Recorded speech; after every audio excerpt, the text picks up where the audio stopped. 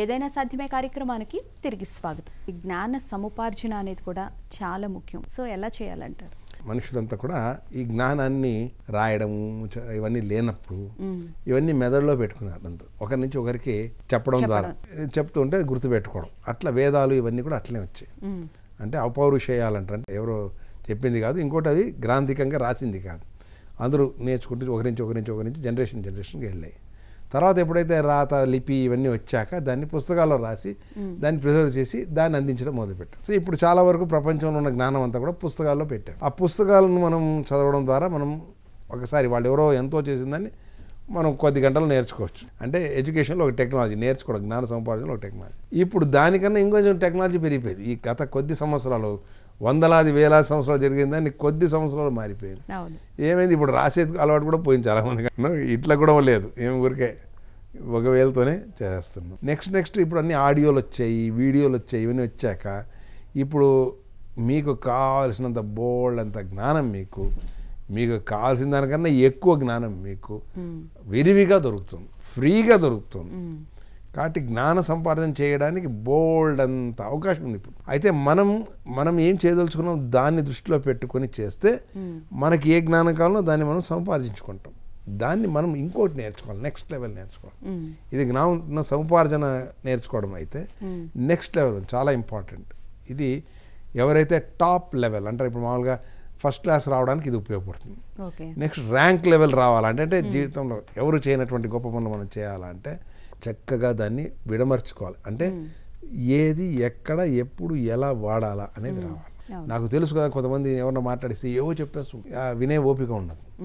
So దీని నుంచి ఏమైపోతుందంటే మీరు ఏం చెప్పాలో కూడా తెలియకపోతే ఏమైపోతుంది. కాబట్టి నిర్దిష్టంగా ఎప్పుడు ఏది ఎలా చెప్పాలా, అది ఒక టెక్నాలజీ, అది ఒక సైన్స్. ప్రజెంటేషన్ చెప్పడం వాళ్ళ మనసులో దూరిపోవాలి. మనం చెప్పేదాన్ని ఎదుటి వ్యక్తికి బాగా హృదయానికి హత్తుకోవాలి. ఇది ఒక ట్రైనింగ్ కావాలి మనుషులు, ప్రతి ఒక్కరికి ఇది కావాలి. ఎవరైతే గొప్పదాన్ని సాధించదలుచుకున్నారో వాళ్ళకి ఇది ముఖ్యం. ఏదో ఒకటి సాధించుకుంటున్నాం, ఏదో బతుకుతున్నాం, ఏదో సంపాదించుకున్నాం, ఇల్లు కట్టుకున్నాం, ఏదో అట్లాంటి వాళ్ళకి 60% చాలు. But if you want to go for 100% అక్కడి నుంచి పైన ఇది ఇంకొంచెం చాలా లోతుగా పరిశోధన చేయాలి. చేసి ఏది ఎక్కడ ఎప్పుడు ఎట్లా చెప్పాలనే దాన్ని నిర్దిష్టంగా చేసుకుని చెప్పడం రావాలి. అదే ఆ చెప్పడము కూడా మనకి తెలియాలి, వినియోగించుకోవడం కూడా తెలియాలి. దీనికి ఎటువంటి సాధన చేయాలంటారు అసలు? దీనికి ఒకటి ఏమి అంటే చాలా ఇంట్రాస్పెక్షన్ చేసుకోవాలి. వ్యక్తి కూర్చొని సమయంలో తను చూసుకోవాలి, తను ఏం చేస్తున్నాను, నేను ఎలా ఉపయోగపడుతున్నాను. దీనికి సమయం ఇవ్వకుండా ఊరికే చేసుకుని పోతూ ఉంటే ఎద్దు ఈనింది అంటే గాడికి కట్టే అంటారు, అంటే ఎద్దు ఈనదు కదా అనే ఆలోచన కూడా రాదు. ఏదో చేసుకుని పోతుంటాం. అలా కాకుండా కొంచెం ఇంట్రాస్పెక్షన్ అంటే అంతర్మథనం జరగాల. ఏం చేస్తున్నాను, ఏమవుతుంది, నేనేం చేయదలుచుకున్నాను, నేను చేయదలుచుకున్న దానికి ఎలా ఉపయోగించుకోవాలా, ఏం చేయాలా, లేటెస్ట్ మెథడాలజీస్ ఏమున్నాయి దానిపైన దృష్టి పెట్టాలి. నేను కొంతమంది గొప్ప వీళ్ళ వ్యక్తులను చూస్తుంటా, వాళ్ళ వయసుతో సంబంధం లేకుండా వాళ్ళ లేటెస్ట్ టెక్నాలజీని తెలుసుకుంటుంటారు. కొంతమంది ఒక వయసు వచ్చాక చూసాం ఇవన్నీ మాకు అర్థం కాదు, వయసు అయిపోయింది, ఇలానే నడుస్తుంటారు. వయసుతో సంబంధం లేదండి. మీకు ఉత్సాహంగా అద్భుతమైనది ప్రపంచానికి ఇవ్వాలన్నప్పుడు మీరు లేటెస్ట్ ఏముందో దాని గురించి తెలుసుకోవాలి. ధైర్యంగా ముందుకు అడుగేయాలి, దాని గురించి పరిశోధన చేయాలి, చేసి తెలుసుకొని అందరికీ అందించాలి. అట్లా సక్సెస్ సాధిస్తాం. అంటే ప్రతి వ్యక్తిలోనూ జ్ఞానం అనేది ఉంటుంది. తెలుసుకుని అతను ముందు అడుగు వేయాలంటే ఈ జ్ఞాన సంపాదన ఎప్పటి నుంచి నేర్చుకోవడం ప్రారంభిస్తే అతను ఉన్నత స్థితిలోకి వెళ్ళగలడు, ఏదైనా సాధించగలడు అని చెప్పనంటారు. ఎట్లాంటి ప్రాక్టీస్ కూడా మనం చేయాలి? ఇది ఎప్పుడు మొదలు పెడితే అంత మంచిది. ఎంత లేట్ చేసుకుంటే అంత మనం సమయాన్ని వృధా చేసుకున్నాం అనుకో. ఈరోజే ఇప్పుడే కనుక మనం ఒక నిర్ణయం తీసుకుని నేను ఫలానాది సాధించదలుచుకున్నాను, ఇది రాసి పెట్టేసుకోవాలి. ఫస్ట్ దానికి ఒక టైం ఫిక్స్ చేసేసేయాలి. నేను ఇన్నో తారీఖులోగా నేను దీన్ని సాధిస్తున్నాను, అది కూడా చేసుకోవాలి. అది చేసుకోకపోతే అది అలాగే అనుకుంటూ నేను అనుకున్నానండి, నేను చిన్నప్పుడు చాలా అనుకునేవాడిని, ఇట్లాంటివి చెప్తుంటాం.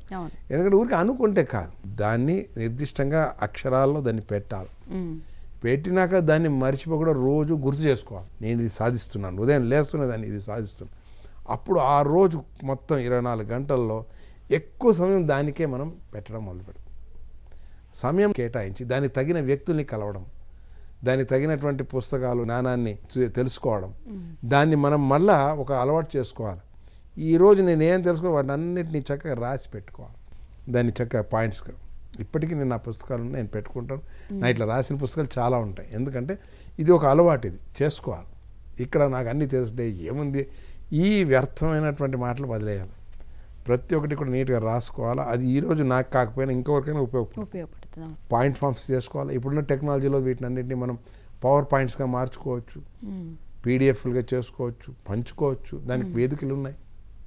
దాని ద్వారా మీరు ఎంతోమందితో మీ యొక్క మీడియా ద్వారా మీరు ఇవ్వచ్చు. ఈ విధంగా ఇప్పుడు మనం ఇది చేస్తున్న కార్యక్రమం కూడా ఉద్దేశం అదే. ఎన్నో గొప్ప ఆలోచనలు ఉంటాయి, ఎంతోమందికి ఉంటుంది. వాళ్ళలో ఈ జ్ఞానాన్ని ఇస్తేనే కదా వాళ్ళు ముందుకు పోయేది. ఎటువంటిదైనా ఒక మ్యాచ్ స్టిక్ వెలిగిస్తే కదా దీపం వెలిగేది. సో ఇలా అందరిలో జ్యోతులు వెలగాల అనే విధంలో మనం నడుచుకోవాలి.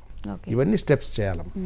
అంటే చాలామంది చదువుకుంటారు, జ్ఞానాన్ని సంపాదించుకుంటారు, కానీ సరైన మార్గంలో ఉపయోగించలేరు కూడా. సో దానివల్ల కొన్ని అనర్థాలు కూడా జరుగుతూ ఉంటాయి. ఇప్పుడు ఏదైనా సరైన మార్గంలో పెడితేనే మనకి అన్నీ ఉపయోగకరంగా ఉంటాయి, కానీ ఆ ఉన్న జ్ఞానాన్ని కూడా ఉపయోగించకుండా అనవసరమైన వాటి మీద ఎక్కువ దృష్టి పెడుతూ ఉంటారు. కొంతమంది ఏమో చెప్పింది చెప్పినట్లుగా చేస్తారు, కొంతమంది చేయరు. సో దీన్ని మనం ఎలా చూడాలంటారు? చాలా వరకు నేను చూసినంత వరకు మహా తెలివితేటలు ఉన్న వాళ్ళు కూడా ఏదో జీవితంలో ఏదో పెట్టుకుంటారు, ఒక ఎయిమ్, నేను ఇలా చేయాలని. అది కాకపోతే చేసిందంతా వృథా ఉన్నట్టు వదిలేస్తాం. చదువుకున్నాను కానీ నాకు ఆ సీట్ రాలేదు, నాకు ఈ ఉద్యోగం రాలేదు, దానికి సంబంధం లేదు. నువ్వు ఇంకా గొప్ప ఏం పెట్టుకోవాలి. ఇది కాకపోతే ఒకటి తెలుసుకోవాలా, నాకు ఒకటి సాధ్యం కాలేదు అంటే నాకు దానికన్నా గొప్పది ఏదో భగవంతుడు ఇచ్చున్నాడు, అది చేయాలని. ఇది మనిషికి ఇంకా ఉత్సాహాన్ని ఇస్తుంది.